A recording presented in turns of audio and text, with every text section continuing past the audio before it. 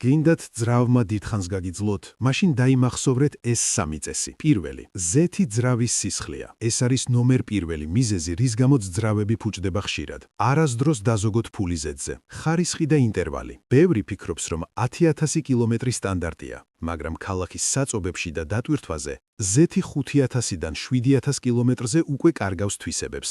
ზეთის დონე ყოველთვის უნდა აკონტროლო, ხომ არ იკლებს. თუ იკლებს, სად მიტის? იწვება სალნიკებიდან, კოლიცოებიდან, თუ სადმე გასდის. მეორე, ქაგრილების სისტემა. თუ ძრავი ერთხელ მაინც გადახურდა, მისი რესურსი მკვეთრად მცირდება. ანტიფრიზი. არასდროს გამოიყენო წყალი. წყალი იწვევს კოროზიას, ჟანგავს პომპას და ჭედავს რადიატორს. შლანგები და თერმოსტატი. ელექტროობის მხრივ, თერმოსტატის ან სენსორის არასწორი მუშაობა ხშირად ხდება ძრავის დასტუკვის მიზეზი. მესამე, ჰაერისა და საწვავის ნარევი. ჰაერის ფილტრი. დაბინძურებული ფილტრი იგივეა ადამიანს სირბილის დროს პირზე ხელი ააფარო. სენსორები, მაფი და მაპი. თუ ესენი არასწორ ინფორმაციას აწვდიან კომპიუტერს, ნარევი ირევა.